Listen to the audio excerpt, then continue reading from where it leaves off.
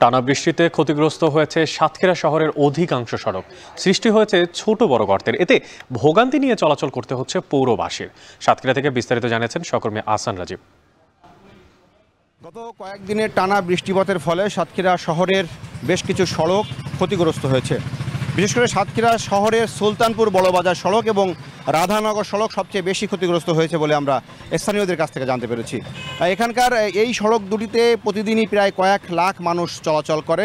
এছাড়া সাতক্ষীরা সরকারি কলেজ সড়কটিও দীর্ঘদিন ধরে সমস্যায় জর্জরিত, সেটি কিন্তু সংস্কারে উদ্যোগ নেওয়া হয়েছিল পৌরসভার কর্তৃপক্ষের তরফ থেকে, কিন্তু দীর্ঘদিনেও সড়কটি সংস্কার করা হয়নি। বেশ কিছু সড়কের পিচ উঠে গেছে, সে সমস্ত রাস্তায় পিচ উঠে বড় বড় গর্তের সৃষ্টি হয়েছে এবং এই সমস্ত গর্তে পানি জমে থাকছে। একই সাথে এই সমস্ত সড়কগুলোতে এই যে পানি জমে থাকা সড়কে এটা কিন্তু মানুষের চলাচলের ক্ষেত্রে কিন্তু বড় প্রতিবন্ধকতার কারণ, এবং এই যে সড়কগুলোতে লাখ লাখ মানুষ প্রতিদিন চলাচল করে থাকেন, এই সমস্ত সড়কে চলাচল ক্ষেত্রে কিন্তু প্রতিদিনই ছোট বড় ঘটনা ঘটছে।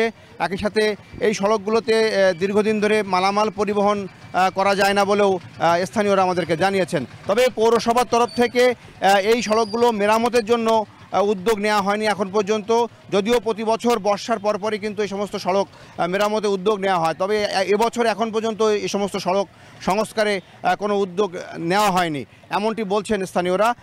এবং সাতক্ষীরা শহরের যে সমস্ত ওয়ার্ড রয়েছে সে সমস্ত ওয়ার্ডেরও কিন্তু বিভিন্ন ভিতরের যে সমস্ত সড়ক রয়েছে সে সমস্ত সড়কের অবস্থাও কিন্তু বেহাল। গত কয়েকদিনের বৃষ্টিতে অনেক সড়কের উপরে এখনও পানি জমে রয়েছে, যে কারণে সড়কগুলো নষ্ট হচ্ছে বলে আমাদেরকে জানিয়েছেন স্থানীয়রা। তো সব মিলিয়ে আমার কাছে এই ছিল সাতক্ষীরা থেকে সবশেষ।